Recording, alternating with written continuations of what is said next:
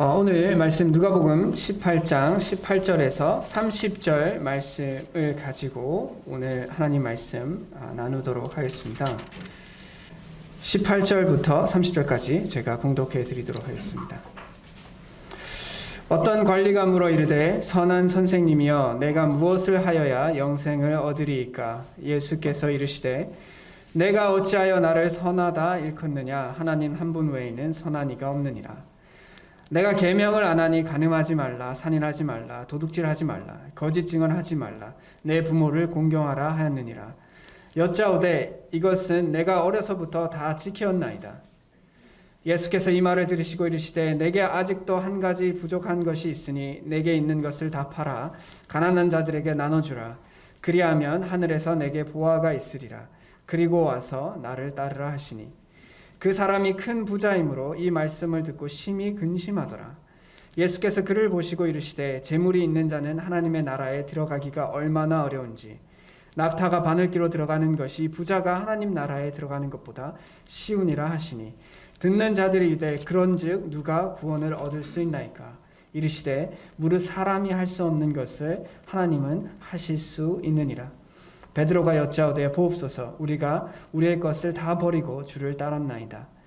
이르시되 내가 진실로 너에게 이르노니 하나님의 나라를 위하여 집이나 아내나 형제나 부모나 자녀를 버린 자는 현세에 여러 배를 받고 내세에 영생을 받지 못할 자가 없느니라 하시니라. 아멘. 허셀 포드 목사님이라는 분께서 친구와 함께 뉴욕의 번화가인 브로드웨이를 걸어가고 있었습니다. 그런데 그 친구는 생물학자였습니다. 그래서 그 생물학자가 그 브로드웨이를 걷고 있는데 갑자기 이런 소리를 하는 겁니다. 귀뚜라미 소리가 들린다. 여기 어디서 귀뚜라미 소리가 들린다라고 이야기를 합니다. 아마 생물학자이기 때문에.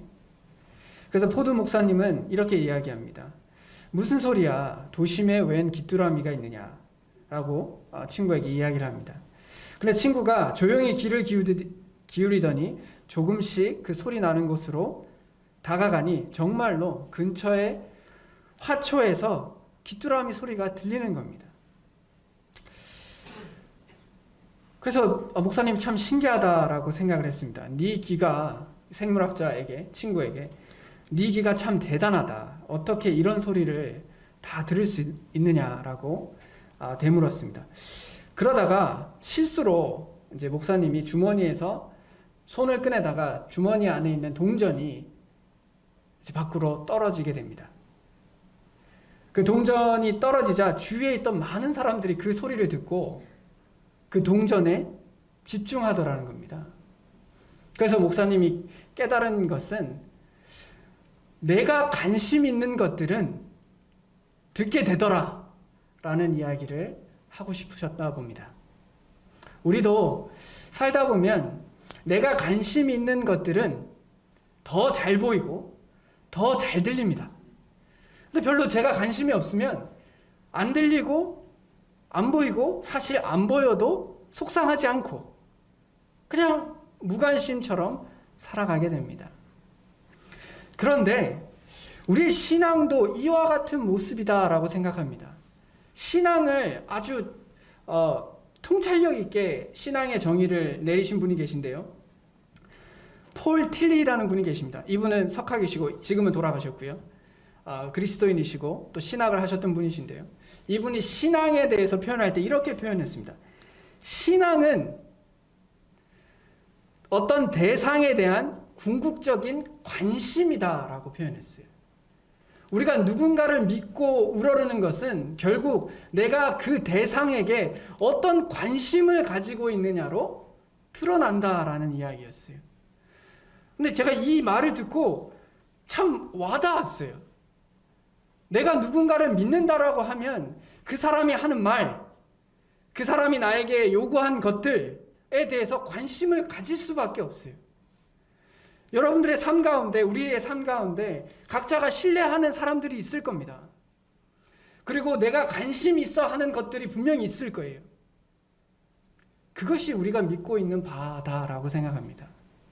내가 시간을 가장 많이 보내고 있는 것, 내가 관심을 가장 많이 쏟고 있는 것이 내가 가장 신뢰하는 것이 아닐까요? 오늘 우리가 읽었던 말씀도 사실 그런 이야기입니다.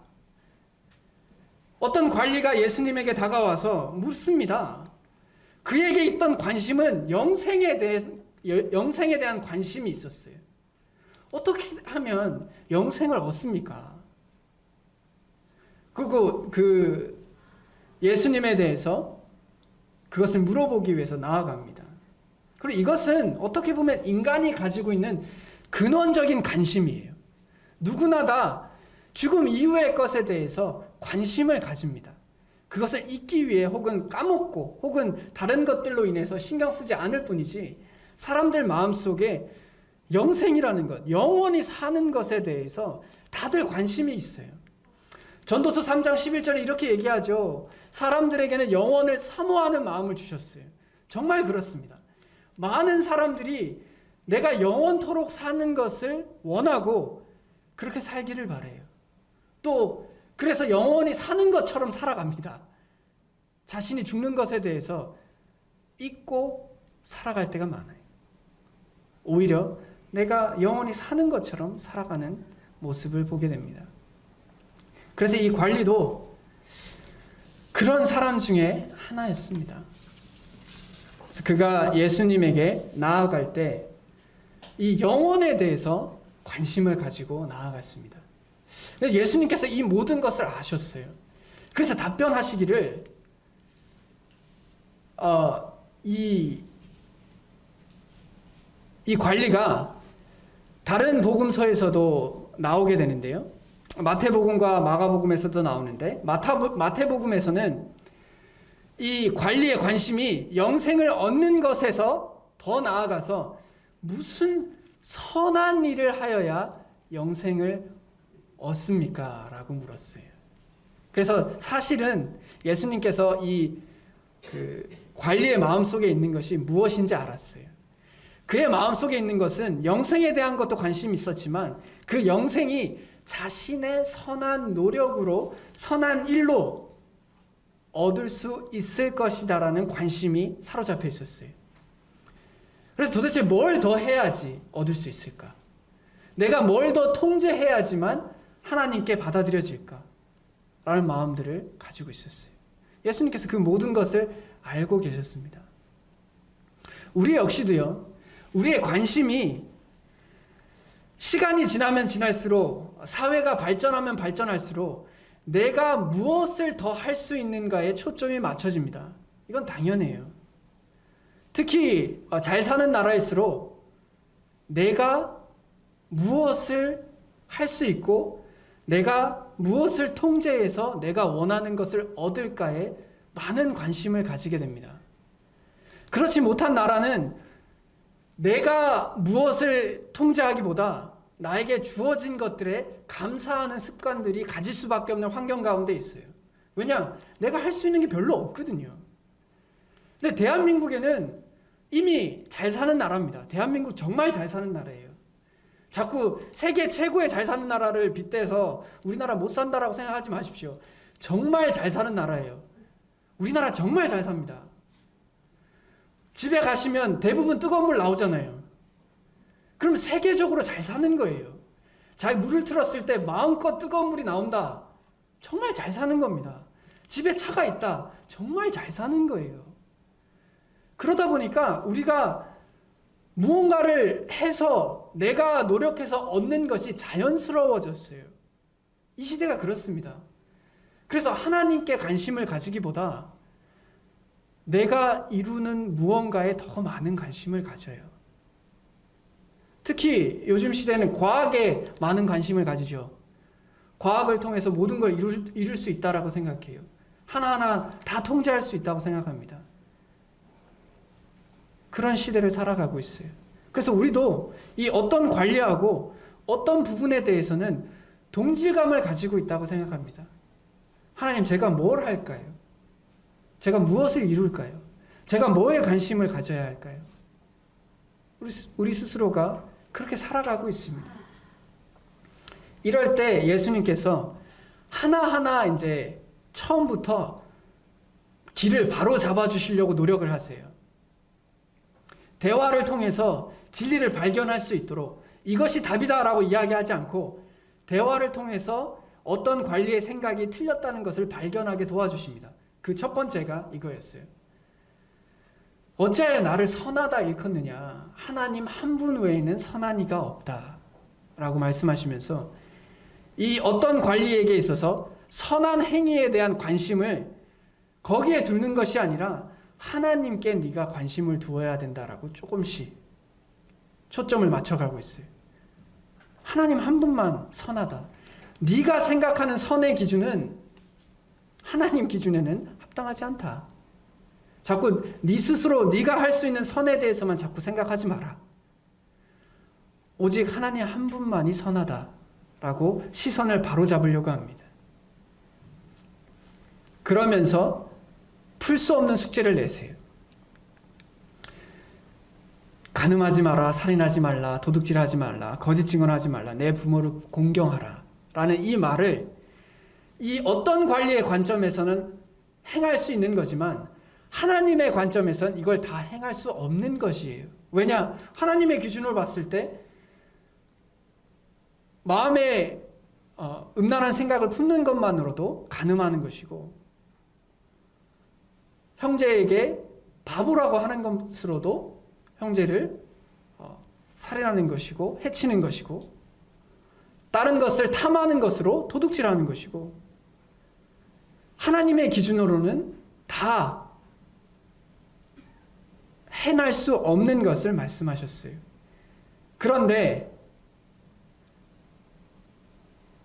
그리고 그것을 마태복음에서도 이렇게 표현하죠. 결국 네 이웃을 내 자신과 같이 사랑하라 하신 것이다 라고 말씀하시는데요. 결국 이것은 도저히 행할 수 없는 거예요. 도저히 완벽하게 행했다라고 이야기할 수 없는 것들입니다. 우리가 어떻게 이웃을 내 몸과 같이 완전하게 항상 사랑할 수 있겠어요? 우리가 그러려고 노력할 뿐이죠. 그런데도 이 관리는 담대하게도 이렇게 얘기해요. 이것은 내가 어려서부터 다 지켰다 라고 얘기합니다. 아마 실질로 간음을 하진 않았을 거예요. 실질로 다른 사람을 죽이지는 않았을 거예요. 그리고 실질로 그 재판에서 거짓 증언을 안 했을 수 있어요. 그리고 부모를 잘 모시고 살았을 수 있어요. 근데 여기 있는 대부분도 사실 여기 계신 대부분의 사람들도 그렇지 않나요? 우리 중에 실질적으로 간음을 하거나 살인을 하시거나 정말 도둑질 하시거나 재판에서 거짓 증언하시거나 부모를 공경하지 않는 분들이 정말 우리들 가운데 그렇게 많을까요?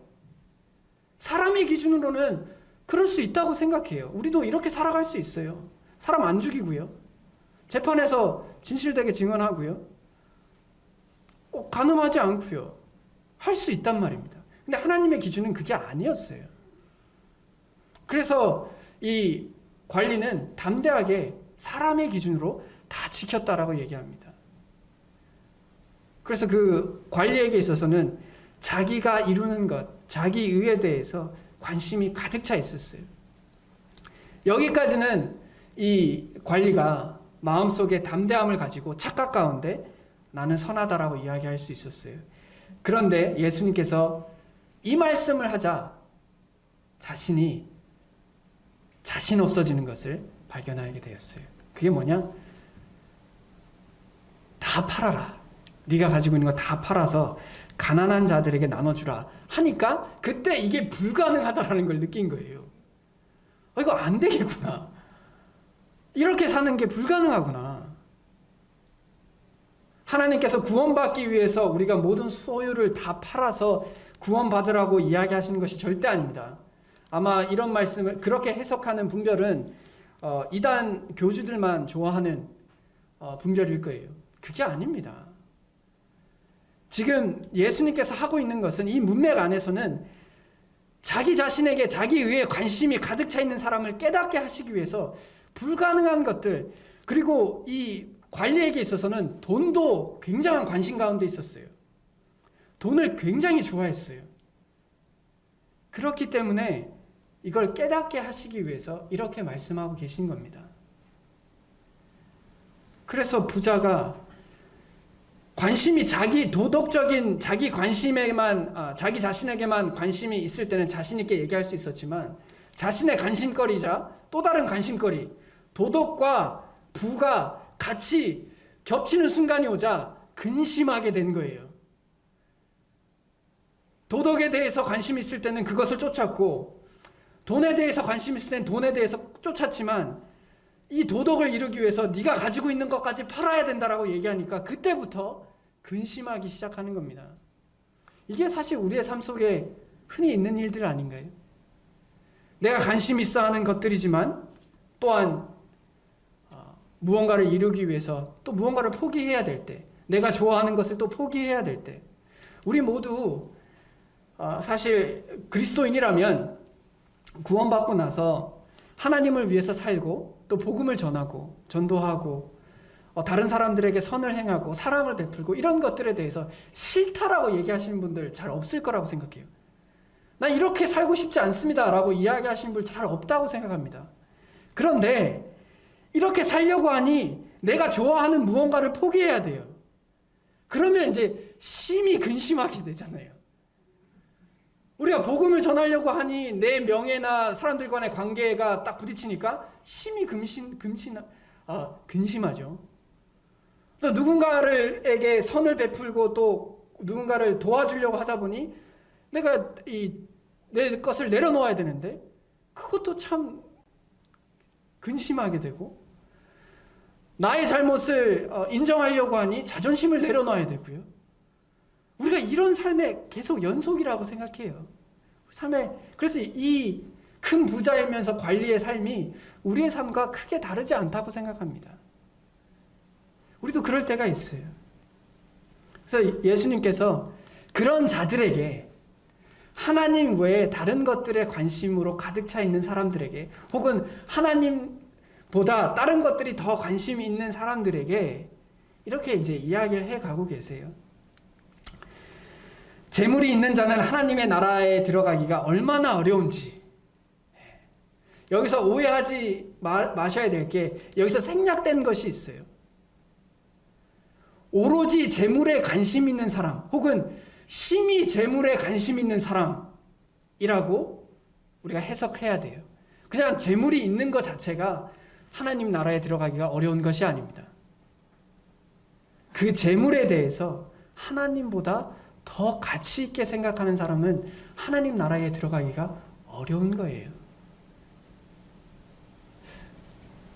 그래서 심지어 낙타가 바늘기로 들어가는 것이 부자가 하나님 나라에 들어가는 것보다 쉽다라고 얘기합니다.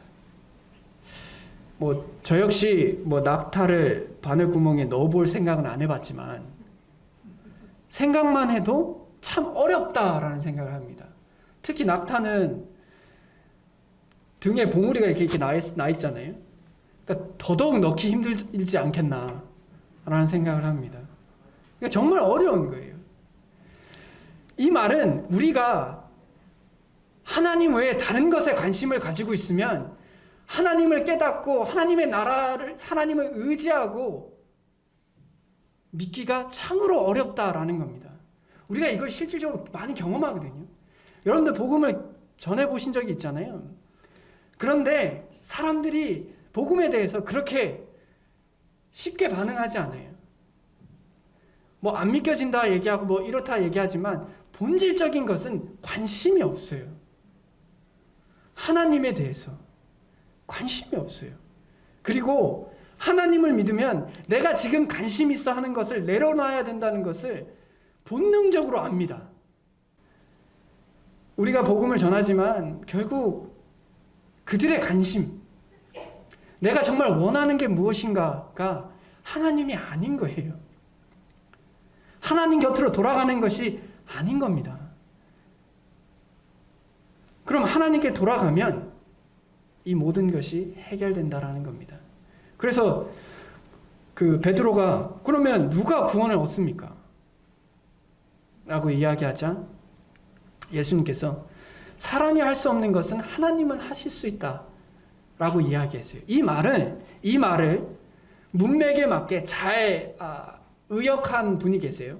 유진 피터슨이라는 분이 계신데요. 그분이 성경 전체를 그분의 분별로 의역해서 성경 그대로 옮긴 성경이 있습니다. 그 성경을 메시지 성경이라고 해요.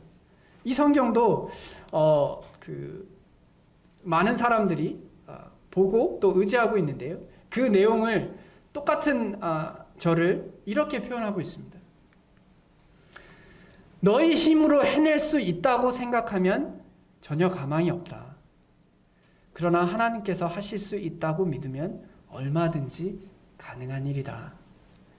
이것이 우리가 관심을 가져야 할 부분이라는 거예요.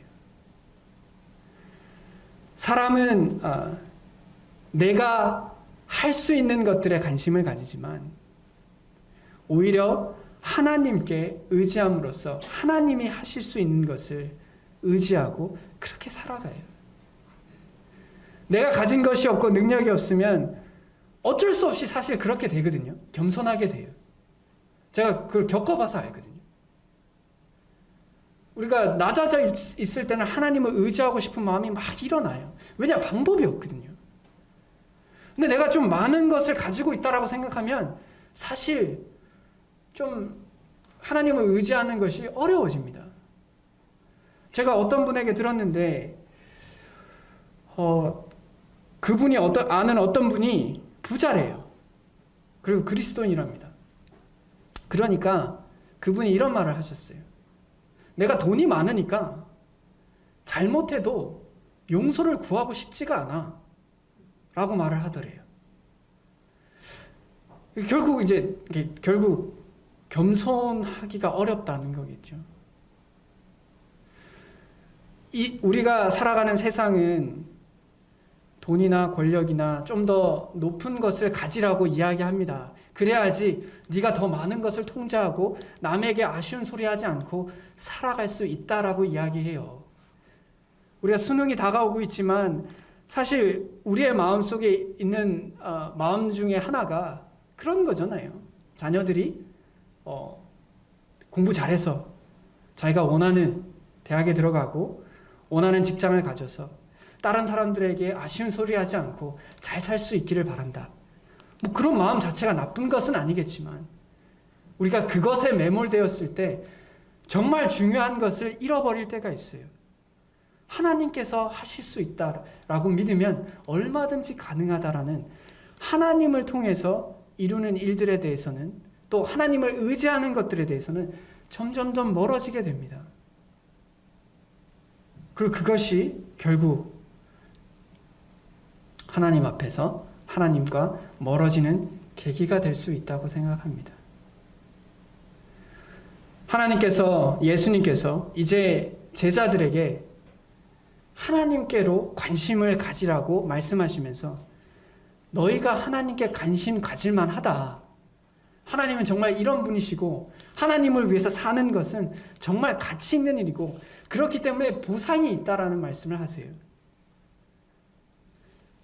결국 하나님을 위해서 사는 자들에게 하나님께서 이 땅에서든 혹은 앞으로 올 세상에서든 영생 가운데서든 반드시 보상해 주시겠다라고 얘기합니다.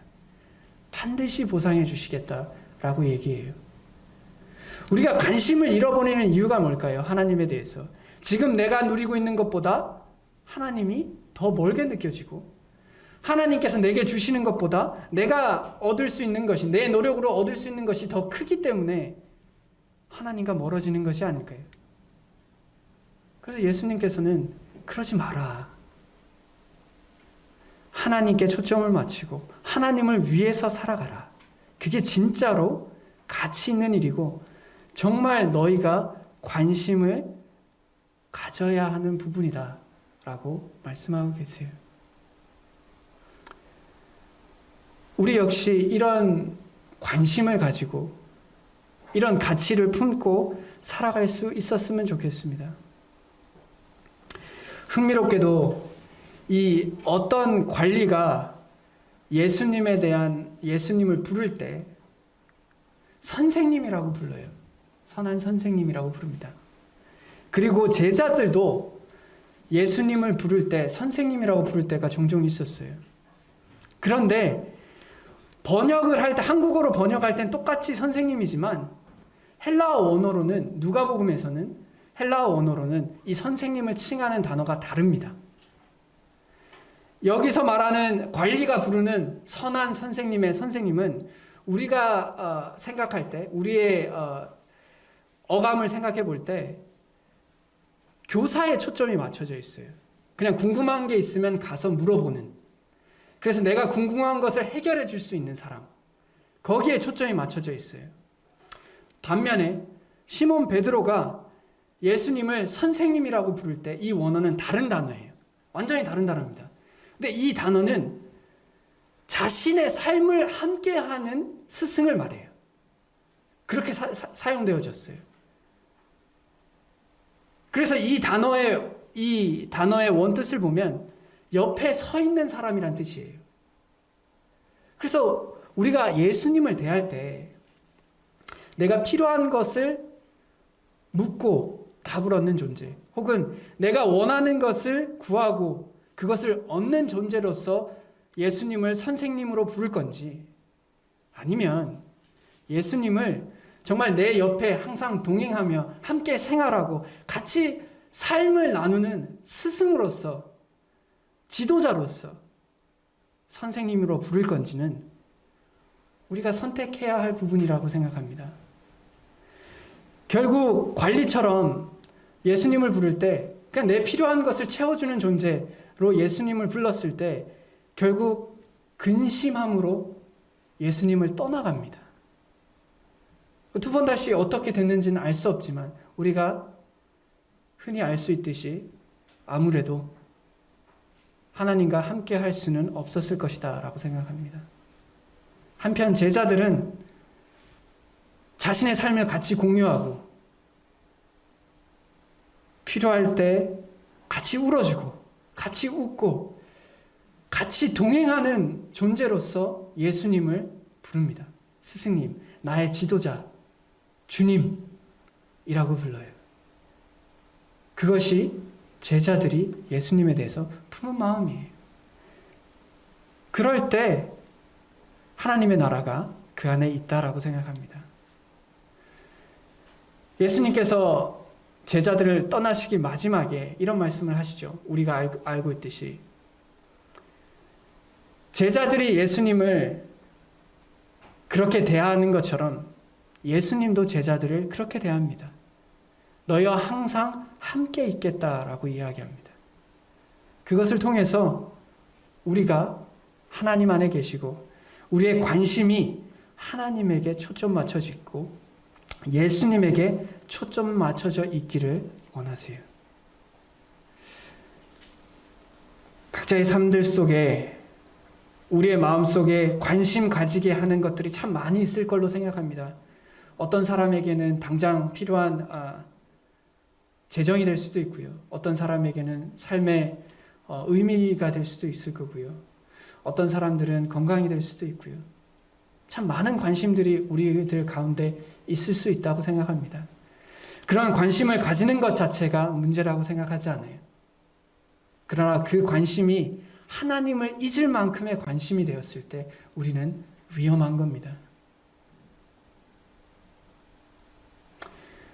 항상 말씀을 통해서 이것을 깨닫고 하나님 앞에 나아갈 수 있었으면 좋겠습니다. 마치 베드로가 나의 스승이라고 불렀을 때 이렇게 말하죠. 우리들이 밤이 새도록 수고하였으되 잡은 것이 없지만은 말씀에 의지하여 내가 그물을 내리이다 라고 말씀합니다. 그게 사실 하나님께 관심을 가지고 있다라는 모습이 아닐까 싶습니다.